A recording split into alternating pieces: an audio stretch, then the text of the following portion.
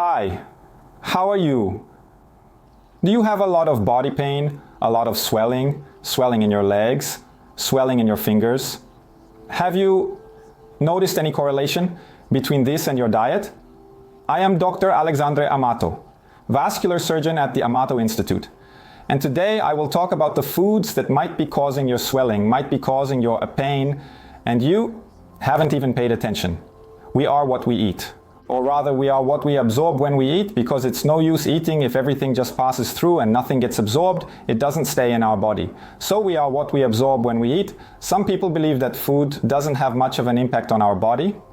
I recommend eating a pepper, a Carolina Reaper, and seeing if you really don't feel anything or if it has no effect on your body.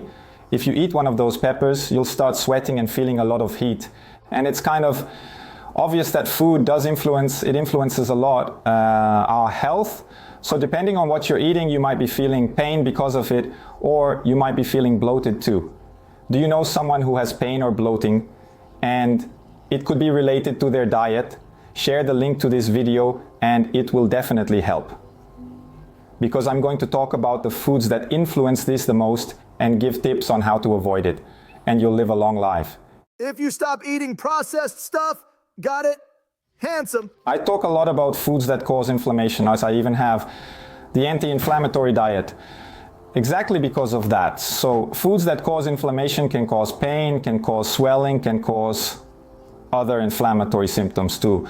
And there are some foods that are more common in causing this. Some foods are very specific to each person.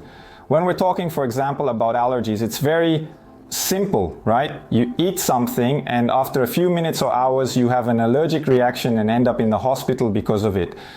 It's the body reacting to some protein in that food. Now we can have a milder inflammation, less severe, and it stays there chronically, constantly, affecting our body. And we know that chronic inflammation leads to most degenerative diseases that people often attribute to aging. In reality, it's the duration of the inflammation. So what could be causing inflammation? Just as there are foods that prevent oxidative stress, which are antioxidants, there are also foods that cause oxidative stress, which is our body's response to inflammation, increasing free radicals, increasing our body's response to this aggression. Therefore, it is crucial to steer clear of foods that have inflammatory properties and opt for those with anti-inflammatory benefits. Let's dive in as I outline the 6 foods that could be triggering inflammation, pain, swelling, and other undesirable inflammatory reactions. As previously discussed, the harmful impact of white powders on society cannot be overlooked. Ultimately, we find ourselves returning to familiar territory. Unquestionably, the primary culprit is refined sugar. One might assume that sugar derived from sugarcane is rich in nutrients and fiber. Indeed, sugarcane does have nutrients. Recently, I even had a drink that used sugarcane to sweeten it, but when it goes through the refining process, nothing is left, no nutrients, just pure calories and no nutrition at all. And if we keep eating a lot of processed food, a lot of industrialized food, we're consuming sugar without realizing it. We think of sweet foods, right? Cake, sweet cookies, biscuits, right? All over Brazil, people call them differently. Comment below what you call it. In your region. But anything sweet, you already assume has sugar. Now, you don't imagine that. Sugar is also added to savory foods. So, for example, a salty cracker has sugar too. A savory sauce for making pasta, for example, has sugar. So, why is there so much sugar spread in our foods, especially in processed ones? Because it's addictive, because it gives a flavor that makes you want a bit more. It causes a glycemic spike. This glycemic spike gives our body temporary satiety, because as soon as this blood sugar drops, our body will crave more energy, more empty calories. So this ends up making you eat more, and for the industry that wants, obviously, to sell more food, this is beneficial, but for you, it's extremely harmful. So refined sugar, it will cause inflammation through various mechanisms. I have an entire video talking about this here on the channel, about the effect of sugar on our circulation, and it's amazing how we consume sugar without realizing it. So it's important to learn to read food labels and check how much added sugar there is. And to avoid this, the solution is to make your own food. Look for healthier, more natural, less processed foods. And for example, when it comes to sauces, make your own sauce. That way you can add what you want, what you know is healthy. Use more herbs, use more spices, and less salt and sugar. And when you can't avoid processed foods, make sure to read what's written on that nutritional label, which should clearly state how much sugar it contains. That way you won't be misled. But speaking of sugar, it's not just sugar that's a problem. Carbohydrates in general, as soon as they enter our body and start to break down, they turn into sugar too. So especially refined carbohydrates lack various nutrients and often go through a chemical process, an industrialization process that strips away everything useful in that carbohydrate. But that doesn't mean all carbohydrates in general are bad. No.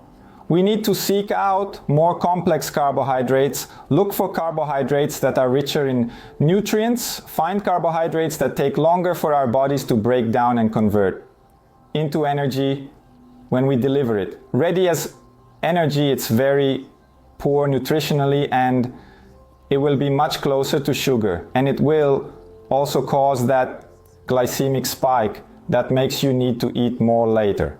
So refined carbohydrates in general will also cause inflammation, bring bloating, and cause joint pain. Now, we can replace them with more complex carbohydrates that are richer in fiber, which won't be as harmful to our health. The second food that can also cause inflammation, pain, swelling is also part of that little group of white powders that are destroying society. It's salt. Salt, sodium, is extremely correlated with hypertension, atherosclerosis, and vascular diseases in general. I'm a vascular surgeon, right? That's why I'm sharing this information with you, because many times people come in with leg pain, come in with swelling, and so where is all this coming from? Many times it's from the diet, or it was from the diet throughout their whole life, and now they're reaping the consequences of a poor diet for decades. So you need to know what's right, so you won't regret it later. So salt, sodium actually, too much salt is harmful to our health. We need salt in our body for our metabolism to work, but just a little bit. And with today's processed foods, people are overdoing it without realizing. Sodium intake shouldn't exceed 2 grams per day in our diet. And people are eating much more than that. 2-3 times that amount. Because in processed foods, salt is also used as an additive. And salt, it will cause fluid retention, swelling, inflammation, and can cause pain. Both in the short term and in the medium and long term. What's the way to avoid so much salt in your life? First, read that nutritional label I mentioned on the back of the foods you end up buying. But avoid processed foods, avoid packaged foods. They definitely add salt as an additive. Cook more meals at home. That way you know exactly what you're putting in. Choose more natural foods so that you peel more and unwrap less. This is very important. It's a practical tip and a very good one. It is important to cut back on fast food consumption. Opting for meals at restaurants or fast food establishments often means consuming excessive amounts of salt and sugar, which can lead to cravings for more. The third most inflammatory food also belongs to this group: wheat flour, gluten. Gluten, a protein present in wheat, barley, and rye, can trigger severe intolerance in certain people. These individuals have celiac disease, a severe condition where gluten consumption is off limits. However, Numerous others unknowingly have a mild wheat and gluten sensitivity. Despite this, they continue to indulge in gluten due to its delicious taste and flavor-enhancing properties. Yet, it's crucial to note that gluten primarily serves as a food additive, acting almost like a binding agent that contributes to the texture of various dishes. So I've even seen pre-seasoned meat that had gluten. Wow, why would meat have gluten? They probably put it in the seasoning so it would stick to the meat. You can check. It'll have high sodium and a bunch of food additives that might be tasty to the palate, but are extremely harmful to our health. I see that those people who have celiac disease and are extremely intolerant to gluten, it's obvious, it's easy to identify, to know how bad it is for their health. But there are a lot of people in that middle ground who also suffer from gluten and don't know it, because the protein gets into our body and continuously causes some inflammation in the intestinal wall. And this chronic perpetual inflammation will bring about all the diseases derived from chronic inflammation. So there are many in our lives, from diabetes, obesity, high blood pressure, a bunch of things derived from chronic inflammation. Gluten has already been associated with headaches, body aches, fatigue, that chronic feeling of tiredness. More studies are still needed to specifically talk about people who don't have gluten intolerance. There's a lot being studied, but what exists, exists. We need to notice our bodies, and that's what I talk a lot about. Self-awareness.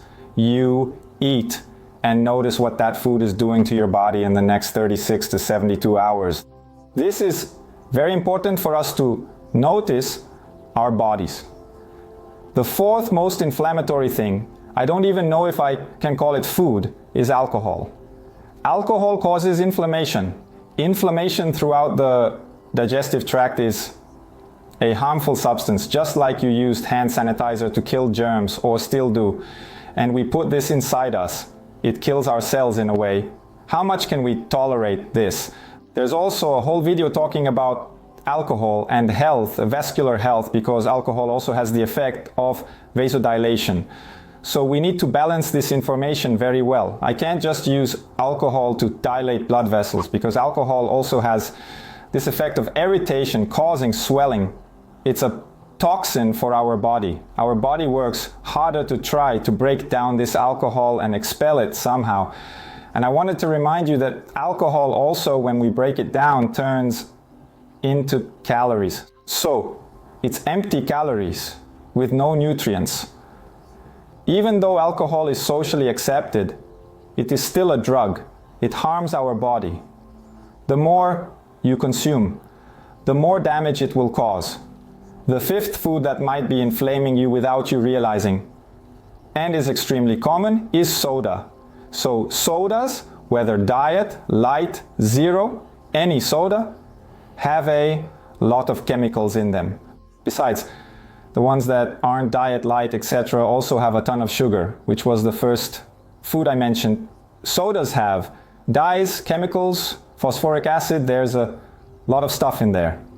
You can read the nutrition label on the back, see if you recognize anything there as real food.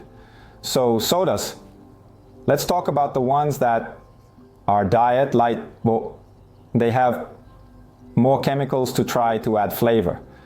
So they can have extremely high sodium, which I've also listed as an inflammatory food. I can't even consider soda a food. It's a chemical product you're ingesting that will alter your gut flora. It will inflame you chronically. Soda has been linked to obesity, to diabetes. It's been linked to hypertension. So it doesn't make sense to drink soda nowadays.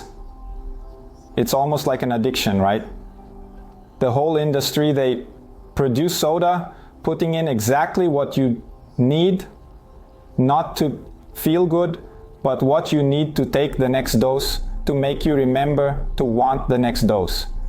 So you have to break this addiction. What is healthy? Drinking water. Drinking water is extremely healthy. I hear people telling me, oh, but I don't like water. Guys, water is tasteless, odorless, and colorless. It has no taste, no flavor, so there's no way you can't like water. You might prefer something sweet, prefer something with flavor, but you can't not like water. Do you know anyone who doesn't like water? Or do you like water? Comment below, I want to know. You can also replace soda with teas. There are many teas that are healthy. I have a video talking about a specific tea and its effects on vascular health, but I can make another one about different types of tea if you want. Comment below because I get video ideas from the comments. I won't respond to everyone, but I try to read everything that shows up there. Now, juices. Are natural juices really that healthy? Actually, people drink juice trying to replace soda with juice, but juice also has sugar, it also has the fruit's fructose, and people end up removing everything healthy from the juice. We strain it to remove all those fibers that I don't like, but the fibers are healthy. So you end up drinking a juice made from 5 apples, which is an absurd amount of sugar, to replace a soda. Which one is worse? Hard to say. It's complicated.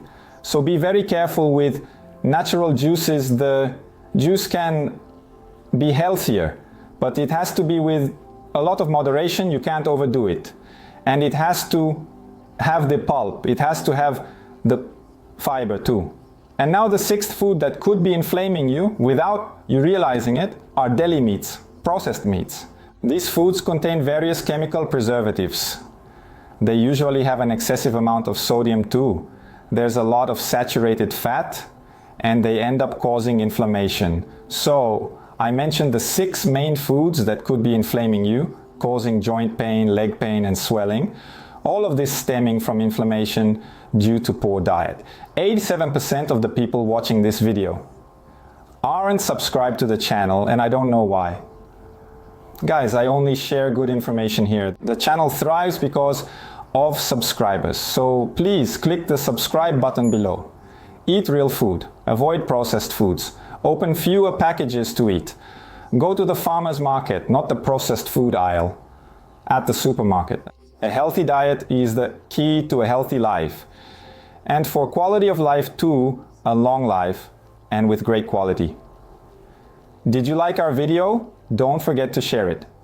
Send it to all your friends and stay here because I'm going to put the next best video for you to watch.